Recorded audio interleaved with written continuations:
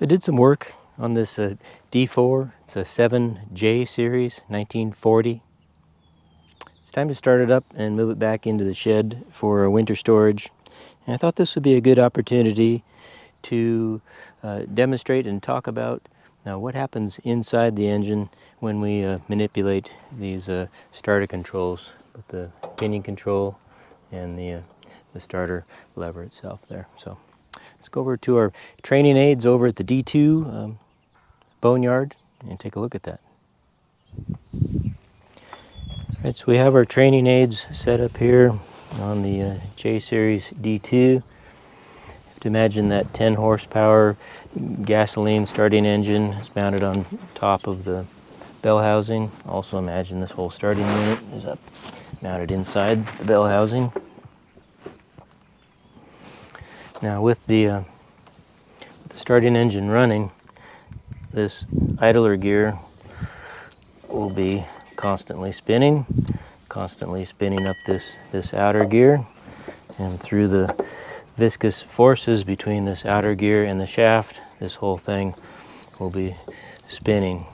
But we can apply, via this lever, we can apply braking action through the plates in the front to stop this pinion shaft from spinning. So we'd apply that braking action, stop the pinion, apply the force on the back via this pinion lever.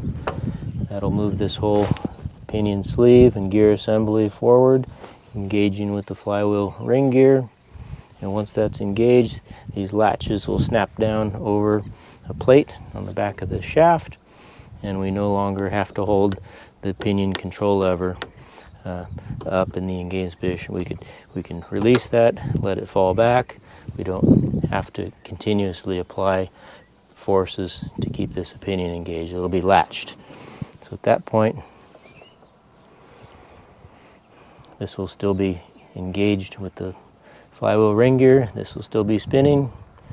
We can come through the neutral and engage this shaft with this gear via this whole clutch plate assembly.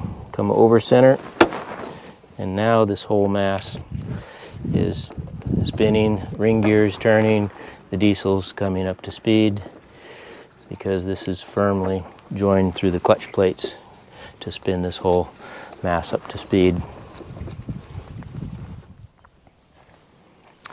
So once I get the gas starting engine going, I'll give it a little bit of warm-up time, and then I'll come in with this lever. I'll push aft on it, and that'll hold the starting pinion shaft stationary, and that allows me to lift up on the pinion engagement lever.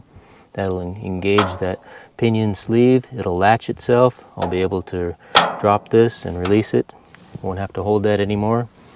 Then I'll move this lever through the neutral and over into the run position, or the spinning position.